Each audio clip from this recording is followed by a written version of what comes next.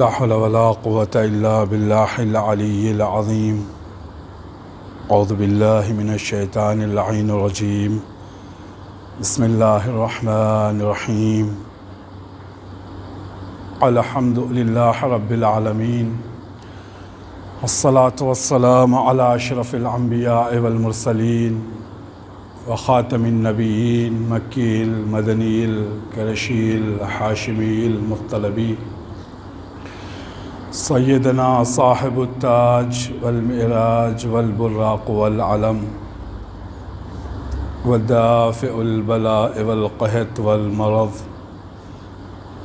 شمس الضحى بدر الدجى صدر العلا نور الحدى كهف الورى مصباح الظلم، شفيع الأمم صاحب الجود والكرم، والله عاصمه وجبريل خادمه والبراق مركبه، سدرة المنتهى كعب قوسين مطلوبه ومطلوب مقصوده ومقصود موجوده وموجود أبي القاسم محمد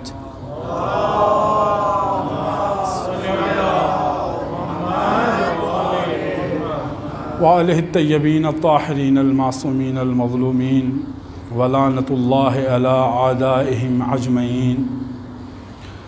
قال الله تعالى في القرآن المجيد: بسم الله الرحمن الرحيم. وجعلناهم أئمة يهدون بأمرنا وأوحينا إليهم فعل الخيرات وإقام الصلاة وإيتاء الزكاة وكانوا لنا عابدين. صلوات پڑھ.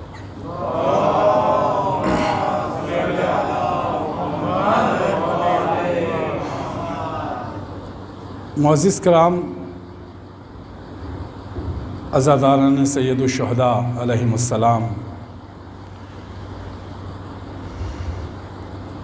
جس پاک و پاکیزہ ذکر کا آغاز ہم نے کل کیا تھا بتصدق چہردہ معصومین، وہ آج اپنی دوسری منزل میں ہے. یہ وہ بارگاہ ہے جہاں پر الفاظ نہیں دیکھے جاتے، یہ وہ فرش عزا ہے جہاں پر آواز کا زیر و پن نہیں دیکھا جاتا، بلکہ یہ وہ درسگاہ حسینی ہے کہ جہاں پر ہر لفظ، ہر جملہ، ہر آمد، ہر تشریف قبول کر لی جاتی ہے. کیوں؟ اس لیے کہ مصطفی ناطق حضرت امام جعفر صادق علیہ السلام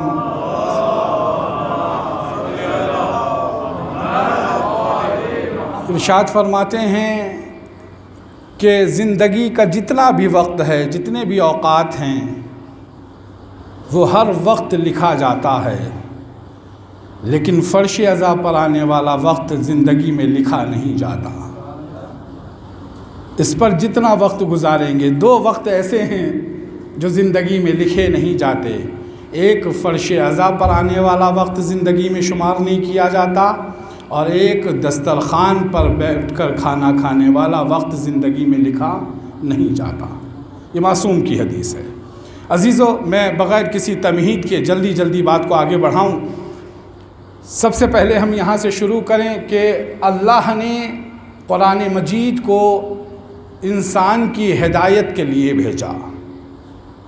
قرآن مجید جو کتاب نور ہے، کتاب زندگی ہے، کتاب بندگی ہے، وہ ہمیں زندگی گزارنے کا سلیقہ دیتی ہے، وہ ہمیں زندگی بتانے کا طریقہ بتاتی ہے. اللہ نے ارشاد فرمایا اسی قرآن میں سورہ انبیاء میں: وجعلناہم ائمۃ. آج ترجمہ کر لیں چونکہ کل کی مجلس میں ترجمہ رہ گیا تھا. وجعلناہم ائمۃ یہدون بامرنا. ہم نے اس کائنات کا امام، اس زمانے کا ہادی، اس دنیا کا پیشوا، ایسے لوگوں کو بنا کر بھیجا ہے. وَأَوْحَيْنَا إِلَيْهِمْ فِعْلَ الْخَيْرَاتِ، کہ جن پر ہم وحی نازل کر چکے ہیں تمام اچھے کام کرنے کی. اللہ کیا کرے وجعلناہم ائمۃ یہدون بامرنا، ہم نے جن کو تمہارے لیے ہادی بنا کر بھیجا ہے، جو تمہارے اس دنیا میں امام پائے جا رہے ہیں، وہ ہمارے حکم سے گئے ہیں تمہاری طرف۔ وَأَوْحَيْنَا إِلَيْهِمْ فِعْلَ الْخَيْرَاتِ، ہم ان پر وحی نازل کر چکے ہیں تمام اچھے کام کرنے کی۔ وَإِقَامِ الصَّلَاةِ، وہ نماز کو زندگی دیتے ہیں۔ وَإِيتَاءِ الزَّکَاةِ، وہ زکوٰۃ کو حیات بخشتے ہیں۔ نماز ان کی وجہ سے زندہ ہے، اگر یہ نہ ہوتے تو نماز باقی نہ ہوتی، اگر یہ نہ ہوتے تو عبادت کا سلیقہ انسان کے پاس نہ ہوتا، اگر یہ نہ ہوتے تو انسان زکوٰۃ اور خمس میں تمیز نہیں کر پاتا، انسان زکوٰۃ اور خمس ادا کرنے کی صلاحیت نہیں رکھتا۔ وَكَانُوا لَنَا عَابِدِينَ، اور قرآن کہہ رہا ہے کہ ان کی سب سے بڑی پہچان یہ ہے، ان کی سب سے بڑی شناخت یہ ہے، ان کی سب سے بڑی جو ہے وہ عظمت یہ ہے کہ انہوں نے اپنی تمام عمر میں، تمام زندگی میں ایک لمحے کے لیے، ایک پل کے لیے بھی کبھی غیر اللہ کے سامنے سر ہی نہیں جھکایا۔ انہوں نے جب بھی سجدہ کیا، انہوں نے جب بھی اپنے ماتھے کو سجدے میں رکھا تو ہمیشہ اللہ کے سامنے سر کو جھکایا، غیر اللہ کو کبھی سر نہیں جھکایا۔ کون ہے وہ ائمہ ہیں، وہ معصومین ہیں، وہ ہادی ہیں کہ جن کو اللہ نے ہماری اور آپ کی ہدایت کے لیے اس روئے زمین پر بھیجا۔ صرف دو جملے سن لیں اور بات کو میں آگے بڑھاتا ہوں۔ اللہ نے کیا کہا کہ وہ لوگ، وہ امام کہ جنہیں ہم نے ہادی بنا کر بھیجا، رہبر بنا کر بھیجا تمہاری ہدایت کے لیے، وہ لوگ نماز کو زندگی دیتے ہیں، وہ لوگ زکوٰۃ کو حیات بخشتے ہیں۔ عزیزو، دنیا کے اور اللہ کے بنائے ہوئے اماموں میں یہی فرق ہے کہ جو دنیا میں جنہیں امام بنایا جاتا ہے یا دنیا والے جنہیں امام بناتے ہیں، اگر یہ لوگ نماز نہ پڑھیں تو یہ امام نہ کہلائے، اور اگر اللہ کے بنائے ہوئے امام نماز نہ پڑھیں تو نماز نہ رہے۔ اگر یہ نماز پڑھیں تو نماز ہوگی، اگر یہ نماز نہ پڑھیں تو نماز نہیں ہوگی۔ دنیا کا امام اگر نماز نہ پڑھے تو امام نہیں کہلائے گا، اس لیے کہ وہ نماز نہیں پڑھتا۔ عزیزو، اللہ بتانا یہ چاہتا ہے کہ جو دنیا کے بنائے ہوئے امام ہوتے ہیں وہ نمازوں کی وجہ سے زندہ ہوتے ہیں، جو اللہ کے بنائے ہوئے امام ہوتے ہیں ان کی وجہ سے نمازیں زندہ ہوتی ہیں۔ ایک صلوات پڑھ دے پر محمد والے محمد پر۔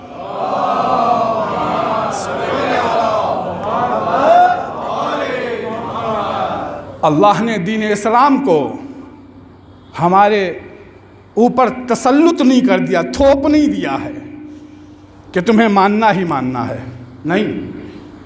اللہ نے کہا آزاد ہو، ہم نے دین اسلام کو بھیجا ہے، دل کرے مان لو، دل نہ کرے مت مانو۔ لیکن چونکہ اللہ نے انسان کی طبیعت پر، طبیعت کہتے ہیں عادت کو، ہیبٹ کو، نیچر کو، طبیعت پر دین اسلام کو مسلط اس لیے نہیں کیا جبراً، چونکہ اللہ چاہتا یہ ہے کہ دین کے طریقے سے سمجھا جائے، شریعت کے طریقے سے سمجھی جائے، اسلام کے طریقے سے سمجھا جائے۔ اور اللہ نے انسان کو زمین پر بھیجنے سے پہلے کیا کہا کہ اے بندے، تو زمین پر جا تو رہا ہے، ہماری امانتوں کو لے کر جا رہا ہے، لہٰذا ان امانتوں کا تو خیال رکھنا۔ اور اس کے ساتھ ساتھ اللہ نے کیا کہا، انا خلقنا الانسان فی احسن تقویم۔ جتنے بھی لوگ ہیں، جتنی بھی تمام مخلوقات میں نے خلق کی ہیں اس دنیا میں، ان میں سب سے بہتر اور سب سے اچھا جسے بنانا تھا وہ تو ہے۔ میں نے انسان کو سب سے اچھا اور سب سے بہتر بنایا۔ پھر انسان خاموش ہو گیا؟ نہیں، اللہ نے دوسری مرتبہ تمہاری تعریف کی، انا اکرمکم عند اللہ اتقاکم۔ تم سب سے زیادہ اللہ کی نظر میں مکرم اور معزز وہی ہے جو سب سے بڑا متقی اور پرہیزگار ہے۔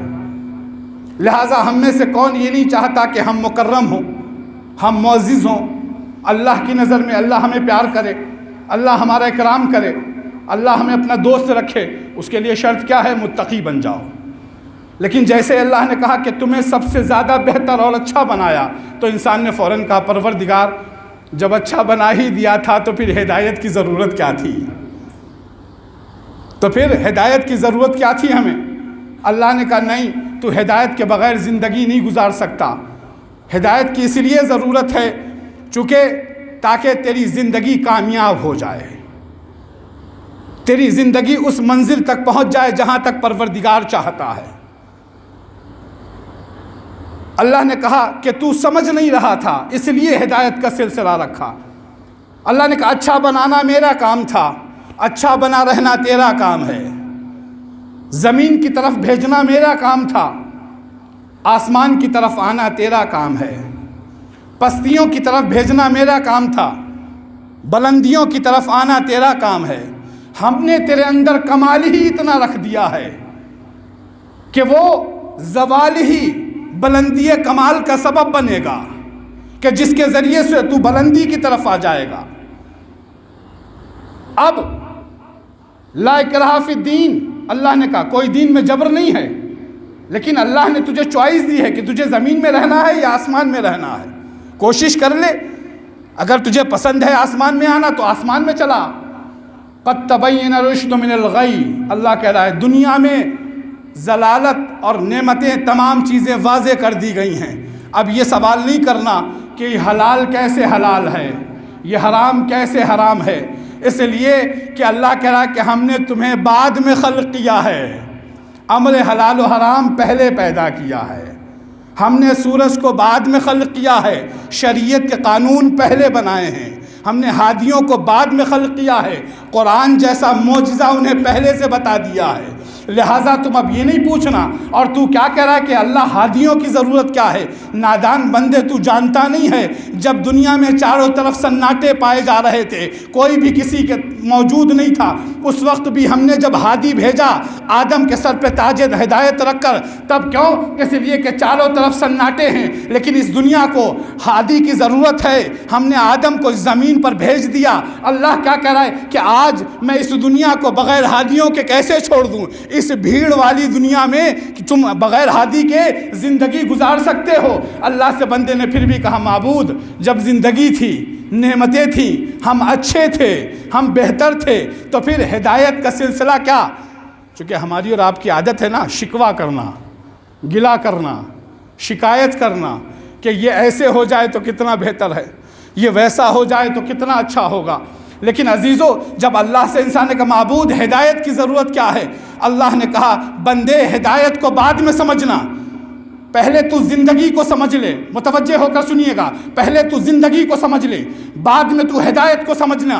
اگر میں تجھے زندگی دے دیتا اور دیکھ کر چھوڑ دیتا تو کل تو بارگاہ رب العزت میں کھڑے ہو کر یہ کہتا کہ معبود زندگی تو دی تھی لیکن زندگی گزارنے کا طریقہ نہیں بتایا، معبود ہاتھ تو دیے تھے لیکن اٹھانے کا سلیقہ نہیں دیا، پروردگار تو نے زبان تو دی تھی لیکن زبان سے مانگنے کا طریقہ نہیں دیا، معبود تو نے آنکھیں تو دی تھی لیکن دیکھنے کے نمونے نہیں دیے کہ کسے دیکھنا ہے کسے نہیں دیکھنا ہے، پروردگار پیر تو دیے تھے لیکن چلنے کا سلیقہ نہیں بتایا تھا کہ کس جگہ جانا ہے، مسجد کی طرف جانا ہے یا گناہوں کی طرف جانا ہے۔ اللہ نے کہا اسی لیے ہم نے یہ طے کر لیا ہے کہ اگر زندگی ہم نے دی ہے تو ہم گزارنے کا طریقہ بھی بتائیں گے، ہاتھ ہم نے دیے ہیں تو اٹھانے کا سلیقہ بھی ہم بتائیں گے، زبان ہم نے دی ہے تو بولنے کا انداز بھی ہم دیں گے، آنکھیں ہم نے دی ہیں تو دیکھنے کے نمونے بھی ہم بتائیں گے، پیر ہم نے دیے ہیں تو چلنے کا سلیقہ بھی ہم بتائیں گے۔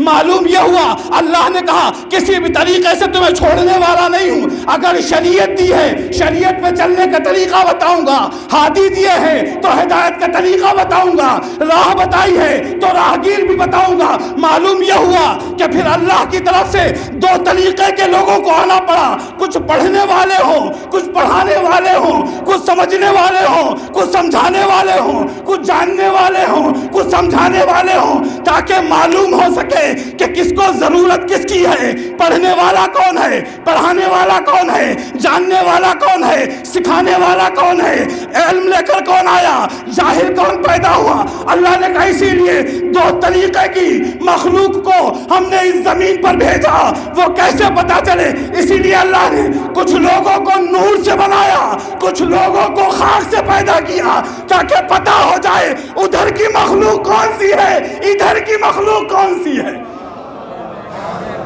ایک صلوات پڑھ دیں اور محمد و آل محمد پر۔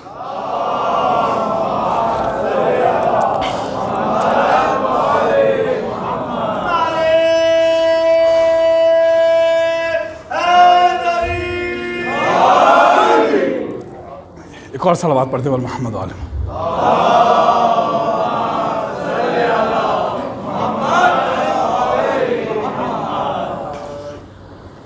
اللہ کہ ہم نے تمہاری ہدایت کا انتظام کیا، تم شکوے شکایت کو چھوڑو، اللہ کی بارگاہ میں حاضر تو ہو جاؤ. وَإِنَّا عَلَيْنَا لَلْهُدَىٰ وَإِنَّا لَنَا لَلْآخِرَةَ وَالْأُولَىٰ. اللہ کہ ہدایت کی ذمہ داری ہمارے ہی ہاتھ میں ہے اور آخرت کا بھی اختیار ہمارے ہی پاس ہے. اب کوئی انسان ہدایت نہیں کر سکتا، اللہ نے کہا. صرف اگر ہدایت کرے گا یا اللہ کرے گا یا اس کے ائمہ کریں گے یا اس کے معصومین کریں گے. اور سب سے بڑی دلیل یہ ہے کہ انسان ہدایت کے لیے دعا کر رہا ہے، ہر روز کرتا ہے. اہدنا الصراط المستقیم، پروردگارہ ہمیں صراط مستقیم پر گامزن رکھ. انسان کہہ رہا ہے اللہ سے. تو اس کا مطلب یہ ہے نا کہ ہمیں ہدایت کی ضرورت ہے، جس کے لیے ہم ہاتھ اٹھا کر دعا مانگ رہے ہیں. اور اگر ضرورت نہیں ہوتی تو ہم دعا مانگتے؟ بالکل نہیں مانگتے. ضرورت ہے تو اس لیے ہم نے دعا مانگی. پھر اس کے بعد عزیزو، اب انسان نے سوچ لیا کہ بھائی جب ہدایت ہے تو ایک بزرگ نے ایک جوان سے کہا بیٹا آفس جانا اچھی بات ہے، کبھی کبھی مسجد بھی آ جایا کرو. اب انہوں نے سوچا مولانا نے ہدایت کی بات کی، میں نے تو ہدایت کر دی ہے. جیسے ہی اس جوان نے مسجد کا نام سنا وہ سہم گیا، چونکہ مسجد کا اور ہدایت کا انسان یہ سمجھتا ہے ایسا اٹوٹ رشتہ ہے جو کبھی ٹوٹتا نہیں ہے، ہرگز نہیں. قرآن کہہ رہا ہے کہ کسی کو بھی ہدایت کرنے سے پہلے اس کے پیمانے کو آزما لو کہ اس میں یہ صلاحیت پائی جا رہی ہے یا نہیں پائی جا رہی ہے، یہ چیز اس میں اترے گی یا نہیں. اس لیے کہ مسجدیں اگر انسان کی ہدایت کریں تو مسلمان با اتحاد ہو، تفرقہ باز نہ ہو. اس کا مطلب یہ نا کہ مسجدیں اتحاد نہیں پیدا کرتی. عزیزو میں جلدی باتوں کو آگے بڑھا رہا ہوں. قرآن ہمیشہ اس وقت ہدایت کرتا ہے جب انسان کے پیمانے کو آزما لیتا ہے کہ اس میں یہ صلاحیت پائی جا رہی ہے یا نہیں پائی جا رہی ہے. کیوں؟ اس لیے افسوس اس بات کا ہوتا ہے کہ ہم نے ہدایت تو کر دی اور وہ اب یہاں سے گیا تو اس کے ذہن میں یہی چلنے لگا کہ ہدایت ہماری ہو گئی ہے. اللہ کہہ رہا ہے کہ ہدایت انسان کی اس وقت کرو جب اس میں وہ صلاحیت پیدا ہو جائے. ہم نے انسان کو صرف یہ کہتے ہوئے تو کہہ دیا بہت آسانی کے ساتھ کہ نماز پڑھا کرو، نماز پڑھنا اچھی بات ہے. ہم زیادہ سے زیادہ ناراض ہوئے اپنے بچوں سے صرف اسی بات پر کہ آج آپ نے نماز نہیں پڑھی. ہم کبھی ناراض نہیں ہوتے، ہم کبھی سوال نہیں کرتے کہ آپ نے آج جھوٹ کتنے بولے. کبھی ہم سوال نہیں کرتے. ہم کبھی ان سے نہیں پوچھتے کہ آج آپ نے بد اخلاقی سے کتنا کام لیا. ہم ان سے کبھی سوال نہیں کرتے کہ آپ نے آج بزرگوں کی کتنی بے عزتی کی. صرف ہمارا ایک ہی سوال ہوتا ہے کہ آپ نے نماز پڑھی یا نہیں پڑھی. معلوم یہ ہوا کہ وہ ایک طرف نماز بھی پڑھتا رہا، دوسری طرف جھوٹ بھی بولتا رہا. افسوس کی بات یہ ہوئی کہ نماز تو اس نے 10 منٹ پڑھی اور جھوٹ اس نے 10 گھنٹے بولا. تو کس کا پلڑا بھاری ہو گیا، نماز کا یا جھوٹ کا؟ وہ نماز اس کی ہلکی ہوتی چلی گئی، جھوٹ اس کا بڑھتا چلا گیا. اتنا بڑھا کہ نماز کام ہی نہیں آئی. آج جس جگہ بھی جاتا ہے اپنے گناہوں کو لے کر، لہذا نماز سے پہلے اس کی تربیت کی طرف نظر ڈالیں، اس کو اخلاق کے جوہر عطا کر دیں، اس کو امانت داری کا پیکر عطا کر دیں کہ کسی کی امانت ادا کرنا ہے، کسی کے ساتھ کلام کیسے کرنا ہے، کسی کے ساتھ گفتگو کیسے کرنا ہے، کسی کے ساتھ بیٹھنا کیسے ہے، کسی سے بات چیت کیسے کرنا ہے، جھوٹ کسی کے ساتھ نہیں بولنا ہے. جب یہ تمام چیزیں سکھا دیں گے تو وہ خود بخود نماز کا پابند بن جائے گا. چونکہ ایسا ہو ہی نہیں سکتا کوئی سچا مسلمان ہو اور وہ نماز نہ پڑھتا ہو، کوئی حسین کی محبت دل میں رکھتا ہو اور وہ نماز سے دوری اختیار کر لے. میرے عزیزو، ہوتا یہی ہے کہ ہم سب سے پہلے اسے نمازی بناتے ہیں، اور وہ جب آیا مسجد میں سمجھا تو کچھ نہیں ہے، اس نے اپنی طبیعت کو شریعت بنانا شروع کر دیا. اور جب طبیعت عادت کو کہتے ہیں، نیچر کو کہتے ہیں، جب طبیعت شریعت بنے گی تو فرقے بازی پیدا ہوگی، جھگڑے ہوں گے، فساد ہوں گے. اور جب شریعت طبیعت بنے گی، اتحاد برپا ہوگا، محبتیں بڑھ جائیں گی۔ یہی وجہ ہے کہ جب تک انسان خود میں الجھا رہے گا کبھی مومن نہیں بن سکتا۔ جس دن انسان خدا میں الجھ جائے گا اسی دن مومن بن جائے گا۔ جب تک انسان خود کو آگے رکھے گا کبھی مومن نہیں بن سکتا۔ جس دن وہ خدا کو آگے رکھے گا اسی دن مومن بن جائے گا۔ جملہ سنیں، اسی لیے میرے مولا نے فرمایا من عرف نفسہ فقد عرف ربہ، جس نے اپنے نفس کو پہچان لیا اس نے اپنے رب کو پہچان لیا، اور جس نے اپنے رب کو پہچان لیا اس کی زندگی کامیاب ہو گئی۔ ارے میں اردو زبان میں ترجمہ کر دوں، جب ہم خود کے قابل نہیں ہوئے تو خدا کے قابل کیا بنیں گے؟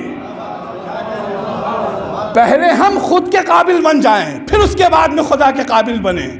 انسان نے ایک ہی جملہ کہا، معبود اچھا تو بنایا، ہمیں زمین پر بھیج دیا اور ان کو آسمان پر رکھ لیا، ہمیں بھی وہیں رکھ لیتا۔ کس کو آسمان پہ؟ فرشتوں کو آسمان پہ رکھ لیا، ہمیں بھی وہیں رکھ لیتا، اور پھر اس کے بعد میں تو کہتا ہے پروردگارا الصلاۃ معراج المومن، نماز مومن کی معراج ہے، عبادتیں کرنے کے لیے ہم وہاں آئیں گے۔ اللہ نے کہا میرے نادان بندے، مجھے تیری نمازوں کی ضرورت نہیں ہے، مجھے تیری وہ بلندی درکار ہے۔ تو غلط سوچ رہا ہے کہ اللہ کو تیری نمازوں کی ضرورت ہے، اللہ کو تیری عبادتیں چاہیے ہیں، چونکہ تجھ سے زیادہ تو فرشتے نمازیں پڑھتے ہیں، تو 17 رکعت میں تھک جاتا ہے، وہ 1 گھنٹے میں ہزاروں رکعت پڑھ ڈالتے ہیں۔ مجھے تیری نمازیں نہیں چاہیے، بلکہ مجھے تیری وہ بلندی درکار ہے جو تو زمین پر رہ کر آسمان کے سفر تک کے لیے اس کوشش کو کرے گا۔ اللہ وہ بلندی تیری دیکھنا چاہتا ہے، اور جس دن تو نے وہ سفر طے کر لیا تو یہ فرشتے زمین کی طرف میں بھیج دوں گا، پھر یہ آسمان پر نہیں رہیں گے۔ کہا معبود وہ کیسے؟ اللہ نے کہا جب تو میرا ہو جائے گا تو ساری خدائی تیری ہو جائے گی، اور اگر تو میرا نہیں ہوا تو ساری زندگی غلامی کرے گا، یہ کائنات تیرے ہاتھ میں نہیں آئے گی۔ اس کی دلیل سب سے بڑی یہ ہے کہ تمہاری خواہش یہ ہے کہ تم آسمان کی طرف آؤ، تم بلندی کی طرف آؤ۔ علی کی خواہش یہ نہیں تھی کہ وہ آسمان کی طرف جائیں، وہ بلندی کی طرف جائیں، علی کی خواہش یہ تھی کہ وہ مصلی کی طرف جاتے تھے، فرشتے ان کی نوکری کرنے کے لیے آتے تھے۔ کیوں؟ اس لیے کہ علی میرا ہو گیا تھا، پھر فرشتے ان کی غلامی کے لیے زمین پر آ جاتے ہیں۔ ایک صلوات پڑھ دے پر محمد و آل محمد پر۔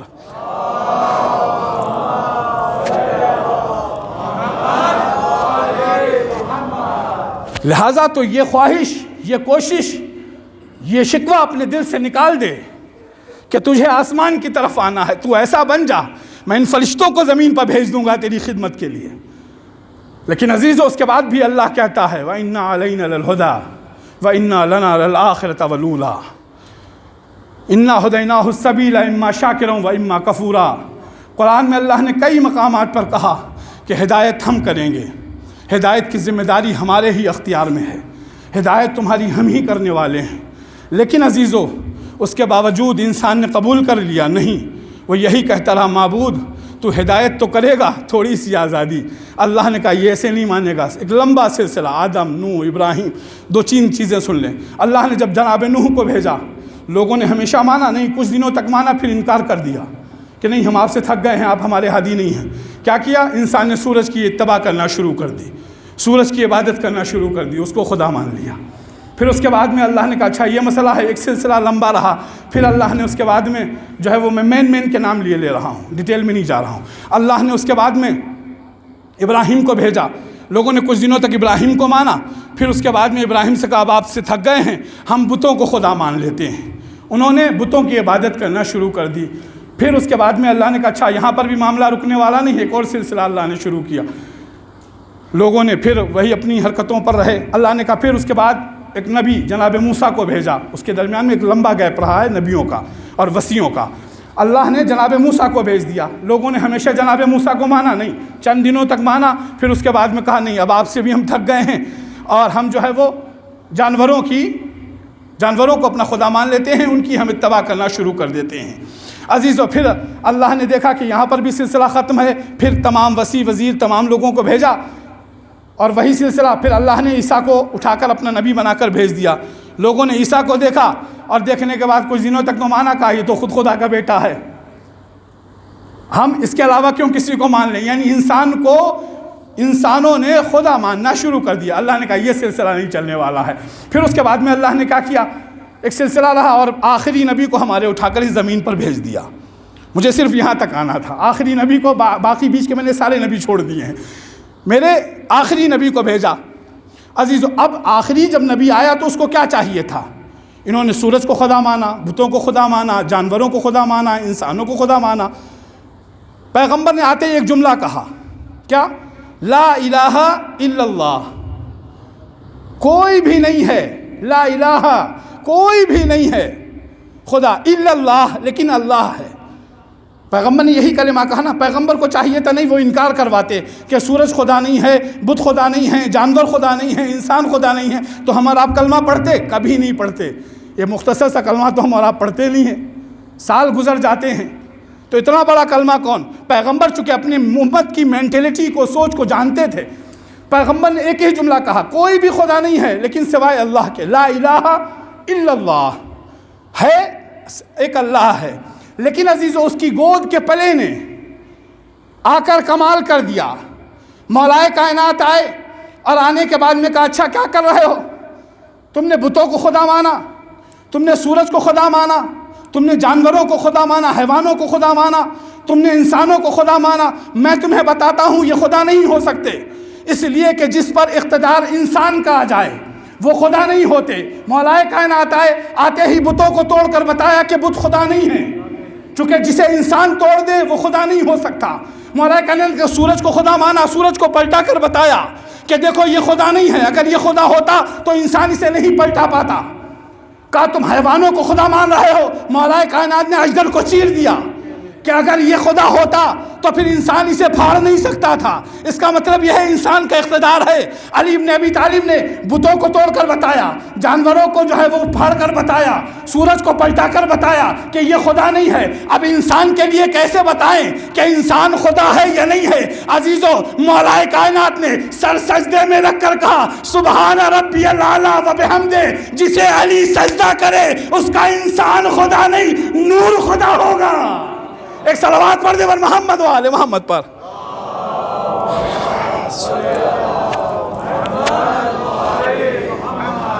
علی نے سجدہ کر کے بتایا کہ خدا دنیاوی نہیں ہے, خدا وہ ہے جس نے علی کو بنایا, جس نے اس کائنات کو بنایا.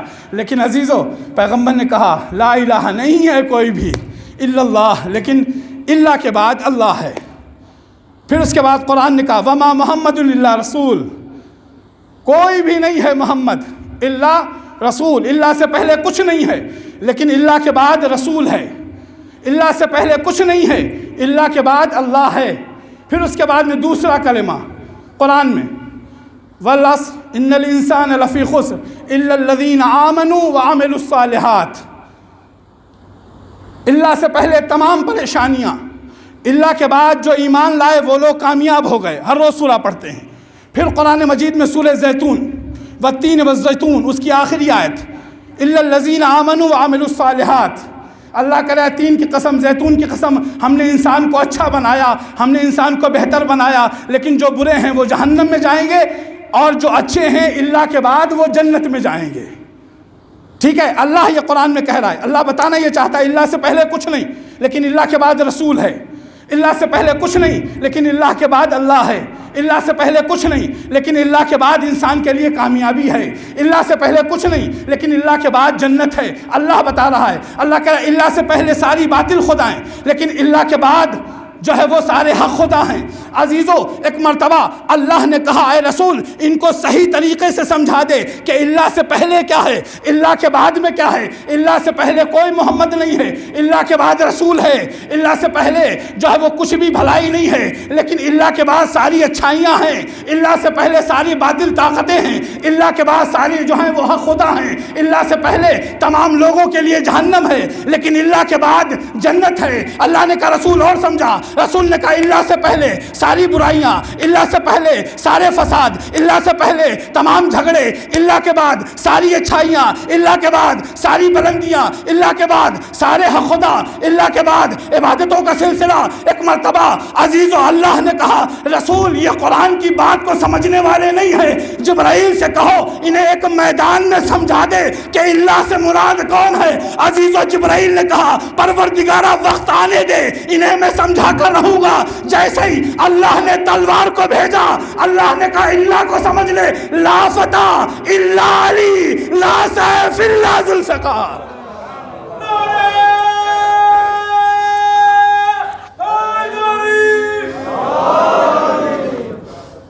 ایک اور صلوات پڑھتے ہیں اور محمد و آل محمد۔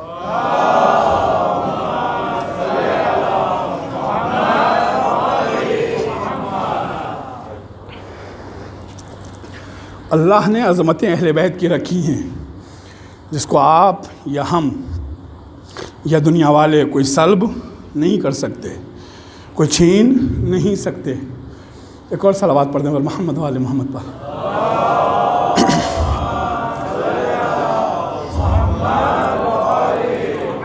عزیزو قرآن دستور العمل ہے، قرآن کو اللہ نے ڈھال ڈھال کر بنایا ہے، اس میں اللہ نے ہر چیز کا ذکر رکھا ہے۔ قرآن کا تذکرہ، عبادتوں کا تذکرہ، نماز کا تذکرہ، ہر چیز کا تذکرہ قرآن میں ہے۔ زندگی گزارنے کا سلیقہ، پیغمبر نے کہا وہ عبادت نہیں ہے جو تم سمجھ رہے ہو، وہ عبادت ہے جو میں تمہیں بتا رہا ہوں۔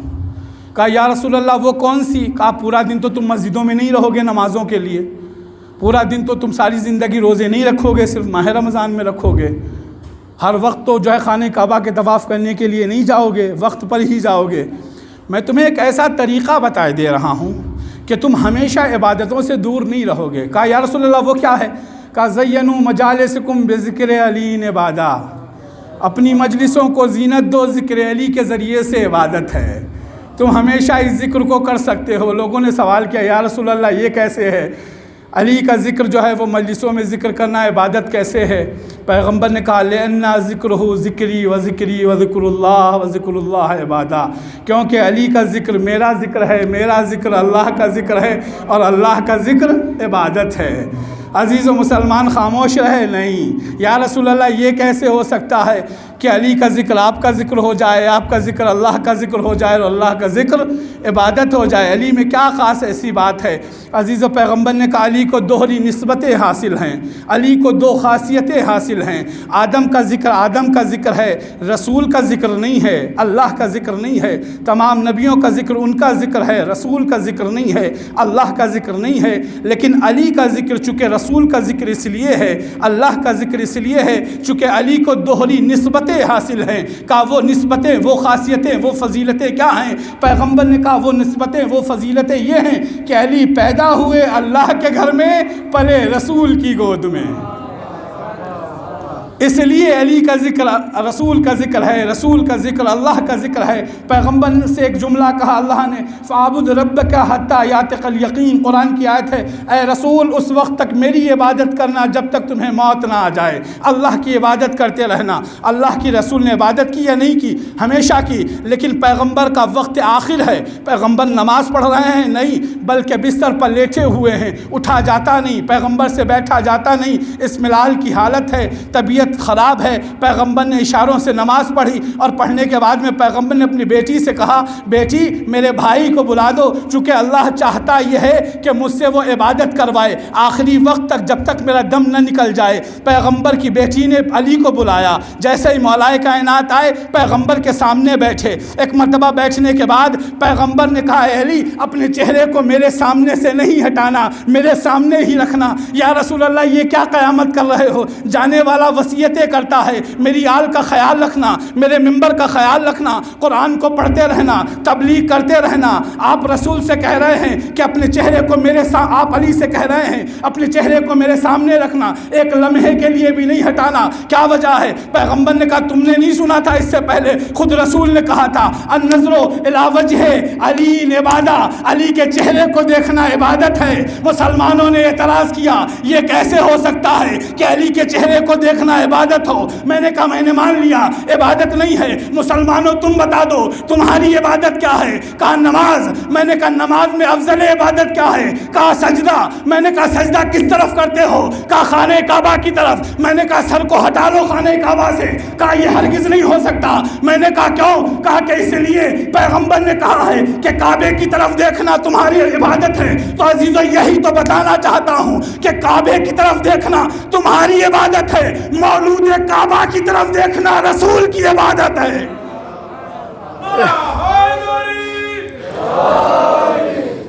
ایک اور صلوات پڑھ دے اور محمد و آل محمد۔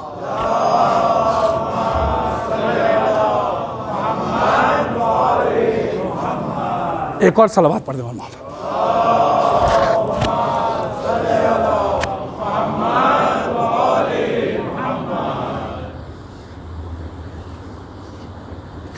عزیزو یہ عظمتیں اللہ نے اہل بیت کو عطا کی ہیں۔ یہ فرش عزا وہ فرش عزا ہے کہ جہاں سے انسان خالی دامن واپس نہیں جاتا۔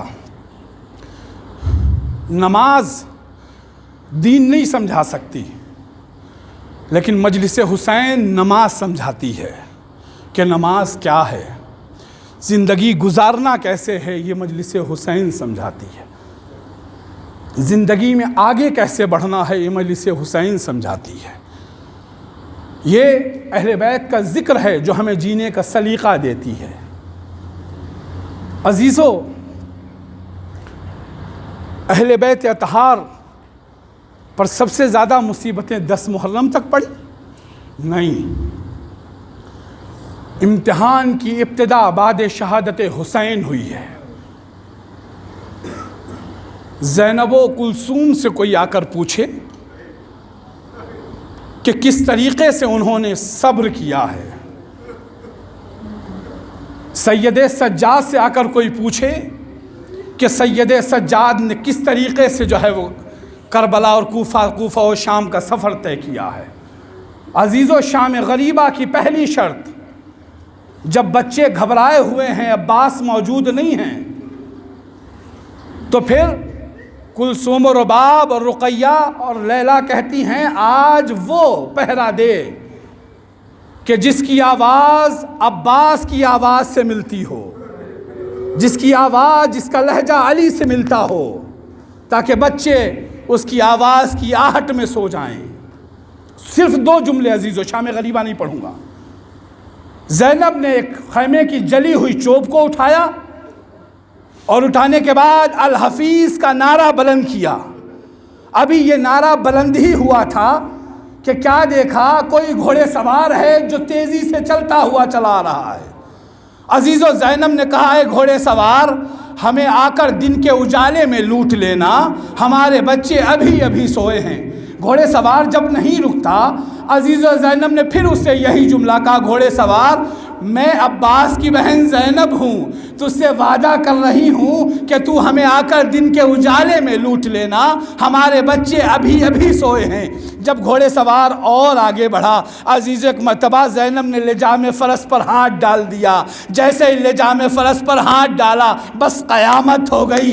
عزیزو گھوڑے سوار نے چہرے سے نقاب کو ہٹایا، اے بیٹی زینب نہیں پہچانا، میں تیرا بابا علی ہوں۔ زینب جیسے ہی تیری آواز کو سنا، زینب نے جب چھوڑ کر چلا آیا ہوں، زینب نے کہا اے بابا اس وقت کہاں تھے جب عباس کے بازو کٹے؟ بابا اس وقت کہاں تھے جب علی اکبر کے سینے میں برچھی کی علی لگی؟ عزیزو خدا ان آوازوں پر رحمت نازل کرے۔ جملے کو سنیں گے، سب بچے آ گئے، سب بیبیاں آ گئیں، خیام کا جو ہے مولا کی سواری کا حلقہ بنا لیا۔ عزیزو مولا کی نظر ایک بچی پر جا رہی ہے۔ مولا نے کیا دیکھا کہ ایک 3 سالہ بچی ابھی تک نہیں آئی ہے۔ عزیزو جملوں کو سنیں، کل پرسا دے چکے ہیں۔ مولا نے کہا زینب میری لاڈلی نہیں آئی ہے، حسین کی تسکین نہیں آئی ہے، حسین حسین نے جس کو دعاؤں میں مانگا ہے زینب، ابھی تک وہ بچی نہیں آئی ہے۔ عزیز ایک مرتبہ زینب نے کہا ذرا سکینہ کو جا کر تو لے کر آؤ۔ عزیز ایک مرتبہ کسی نے سکینہ کا ہاتھ پکڑا اور پکڑنے کے بعد علی کے پاس لے کر آئی۔ سکینہ سر جھکائے ہوئے کھڑی ہے۔ ایک مرتبہ 3 سالہ بچی کتنا بول سکتی ہے، کتنا کہہ سکتی ہے، مائیں اور باپ بہتر جانتے ہیں۔ بچیوں کو ہمیشہ نظروں سے پہچانا جاتا ہے، بچوں کو ہمیشہ ان کے اشاروں سے سمجھا جاتا ہے۔ عزیز ایک مرتبہ جب سکینہ آ گئی، علی نے کہا اے بیٹی سکینہ، سب آ گئے، تم کیوں نہیں آئی؟ تم نے اتنی تاخیر کیوں لگائی؟ قیامت کا جملہ ہے عزیزو، جملہ سنے۔ سکینہ نے عجب نہیں یہ کہا، اے بابا میں سمجھ گئی زینب امیر باپ کی بیٹی ہے، سکینہ غریب باپ کی بیٹی ہے۔ اے بابا اے دادا، زینب کی آواز کو نجف میں سنا، آپ نجف چھوڑ کر کربلا میں آ گئے، لیکن سکینہ اصل عاشور بلاتی رہی، ارے کوئی آ کر میرے بابا کو بچا لے، لیکن میرے بابا کو کوئی نہ بچا سکا۔ جزاک اللہ۔ عزیز و خدا کوئی غم نہ دے سوائے غم مظلوم کربلا کے۔ اللہ ان آوازوں پر رحمتیں نازل کرے۔ عزیز ایک مرتبہ جیسے ہی سکینہ نے یہ جملہ کہا تو عجب نہیں، علی نے اپنی گردن کو جھکا دیا، اور جھکانے کے بعد سکینہ کی نظر علی کی گردن پر پڑی تو کیا دیکھا کہ علی کی گردن پر کند خنجر کے نشان ہے۔ علی نے کہا سکینہ، جب شمر کا کند خنجر چل رہا تھا حسین کی گردن پر علی نے اپنی گردن کو رکھ دیا تھا۔ اے سکینہ یہ دیکھ علی کی گردن میں کتنے نشان ہے۔ سکینہ نے پیروں میں باہیں ڈال دی، اے دادا مجھے معاف کر دیجیے دادا، لیکن میرے بابا کو ایسے ذبح کیا گیا کہ سکینہ دیکھ نہ سکی۔ جزاک اللہ۔ عزیز و خدا کوئی غم نہ دے سوائے غم مظلوم کربلا کے۔ عزیز ایک مرتبہ جب یہ لٹا ہوا قافلہ کربلا سے کوفہ اور کوفہ سے شام چلتا ہے، عزیز ایک مرتبہ کربلا سے کوفے میں کا قافلہ 3 دن تقریباً لگے، اور کربلا کوفے سے یہ قافلہ شام پہنچتے پہنچتے پہلی سفر 15 محرم سے لے کر پہلی سفر تک یہ قافلہ پہنچا ہے۔ عزیزو جو 40 جا رہے ہیں یا جاتے رہتے ہیں وہ سوچیں کہ جب ہم نجف سے کربلا مشی کرتے ہیں، پیدل چلتے ہیں، تو ہمیں کتنی آرامیں ملتی ہیں۔ ہمارے پیر دبائے جاتے ہیں، ہمیں بٹھایا جاتا ہے، ہمیں کھانا کھلایا جاتا ہے، ہمیں پانی پلایا جاتا ہے، ہمارے ہاتھ بندھے نہیں ہوتے، ہمارے پیر بندھے نہیں ہوتے۔ ہائے رے سکینہ کا نصیب، جس وقت کوفے سے چلی ہے سکینہ کا گلا 12 گلوں کے ساتھ رسی سے باندھا گیا ہے۔ عزیز و سکینہ نے کربلا سے کوفہ اور کوفے سے شام کا سفر کیسے طے کیا ہوگا؟ عزیز و روایت کے جملے ہیں، ایک مرتبہ روایت میں ملتا ہے کہ جیسے ہی یہ قافلہ شام میں پہلی سفر کو داخل ہوا، ابن عتیبہ کہتا ہے کہ میں نے ایک عجیب و غریب منظر دیکھا، بہت آرام سے سن لے۔ وہ کہتا ہے میں نے دیکھا، میں ایک سرائے میں مسافر خانے میں ٹھہرا ہوا تھا، میں نے دیکھا کہ شام میں نقارے بجنے کی، تاشے بجنے کی، رقص ہونے کی آواز آ رہی ہے۔ وہ کہتا ہے میں اٹھا اور اٹھنے کے بعد میں پڑوس والے حجرے میں آیا اور میں نے دق الباب کیا، اپنے پڑوسی سے پوچھا یہ بتاؤ کہ آج مسلمانوں کی عید ہے؟ تو اس نے کہا نہیں ہرگز ایسا نہیں۔ کہا یہ آج خوشی کی شادیانے کیسے بج رہے ہیں، کیا ماجرا ہے؟ اس نے کہا کہ کربلا میں کسی نے بغاوت کی ہے، مجھے لگتا ہے اس باغی کو قتل کیا گیا ہے اور ان کے خانوادے کو، ان کی فیملی کو اسیر بنا کر شام لایا گیا ہے، لہٰذا انہی کے آنے پر یہ خوشی منائی جا رہی ہے۔ ابن عتیبہ کہتا ہے کہ میرے دل میں ایک تشویش ہوئی کہ میں دیکھوں آخر ماجرا کیا ہے۔ وہ کہتا ہے کہ میں جب بازار شام میں آیا تو میں نے دیکھا کچھ بیویاں ہیں جو بے مخلع چادر بیٹھی ہوئی ہیں، میں نے دیکھا کچھ سر ہیں جو نوکے نیزہ پر ہیں، اور ایک شخص ہے جس کی کمر جھکی ہوئی ہے۔ اللہ اکبر، 25-26 برس کا کوئی انسان جس کے لیے کہ ایک شخص ہے جس کی کمر جھکی ہوئی ہے، سر جو ہے وہ زمین میں ملے جا رہا ہے۔ وہ کہتا ہے میں آگے بڑھا، اور بڑھنے کے بعد میں نے اس سے ہاتھ جوڑ کر کہا، اے شخص تم نے کربلا میں ایسا کون سا جرم کیا ہے جس کی سزا تمہیں یہ دی گئی ہے؟ وہ کہتا ہے اس شخص نے ہلکے سے سر کو اٹھایا اور میری طرف دیکھ کر کہا کہ تم شام کے رہنے والے تو نہیں ہو، تم تو ابن عتیبہ ہو۔ ابن عتیبہ کہتا ہے جیسے میں نے نام سنا میرا جسم کانپنے لگا اور میرے ہاتھوں کو جوڑ کر کہا کہ آپ کون ہیں؟ اس شخص نے کہا میں علی ابن الحسین زین العابدین ہوں، تو نے مجھے نہیں پہچانا؟ وہ کہتا مولا ماجرا کیا ہے؟ مولا نے کہا یہ جو نوک نیزہ پر سر دیکھ رہا ہے میرے بابا حسین کا سر ہے، وہ جو نوک نیزہ پر سر ہے میرے بھیا اکبر کا سر ہے، وہ جو فلاں سر ہے وہ میرے بھیا علی اصغر کا سر ہے۔ ایک مرتبہ ابن عتیبہ کہتا مجھ سے رہا نہیں گیا، میں نے ہاتھوں کو جوڑ کر کہا وہ جو گھوڑے کی گردن میں ہے وہ کس کا سر ہے؟ ایک مرتبہ سجاد نے کہا نہیں پوچھ، وہ میرے چچا عباس کا سر ہے۔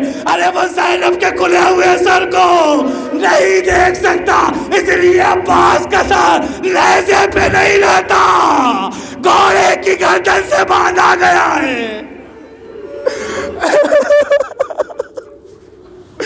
ابن عتیبہ کہتا ہے کہ مولا میرے لیے کوئی حکم ہے؟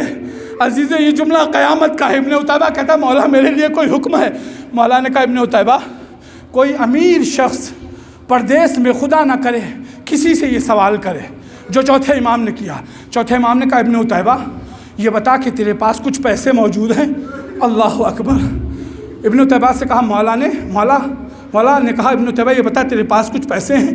اس نے کہا ہاں مولا 2000 درہم ہیں۔ مولا نے کہا جا ان پیسوں سے کچھ چادریں خرید کر لیا، ان پیسوں سے کچھ چادریں خرید کر لیا۔ ابن عتیبہ گیا 1000 درہم کی چادریں خریدی، کہا مولا یہ چادریں ہیں، کہا میری ماں فضہ کو دے دو۔ فضہ نے چادروں کو لیا، بیویوں میں تقسیم کیا، بیویوں نے ایک لمحے کے لیے سکون محسوس کیا، لیکن بس تھوڑی دیر کے لیے تھا۔ ایک آواز بلند ہوئی واہ حجابا، چادر ظالم پھر سے چھین لے گئے۔ عزیز ایک مرتبہ ابن عتیبہ مولا کے پاس آیا، ہاتھوں کو جوڑ کر کہتا مولا کوئی دوسرا حکم ہے؟ مولا نے کہا ہاں ابن عتیبہ دوسرا حکم ہے، کچھ پیسے اور بچے ہیں؟ کہا ہاں مولا۔ کہا یہ جو سر نوک نیزہ پر اٹھائے ہوئے ہیں ان کو پیسے دے دے، اور دینے کے بعد ان سے کہے سروں کو آگے لے جائیں۔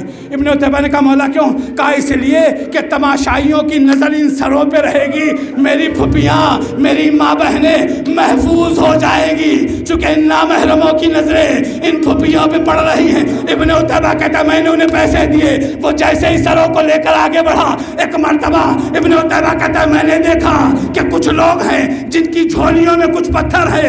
ایک شخص نے پتھر جو اٹھایا اور اٹھانے کے بعد جو مارا سر حسین پر آ کر لگا۔ ابن عتیبہ نے تلوار کو نکالا اور چاہتا ہے حملہ کرے، سید سجاد نے کہا ابن عتیبہ ٹھہر جا، ارے تو نے ایک پتھر دیکھا ہے؟ ارے سجاد سے پوچھ کربلا سے نہ جانے کتنے پتھر کھاتے ہوئے یہاں تک پہنچا ہے، اور نہ جانے کتنے پتھر اور کھانا پڑیں گے۔ عتیبہ صبر کر لے، سجاد کو دربار میں جانے دے، بابا کے دین بابا کے وعدے کو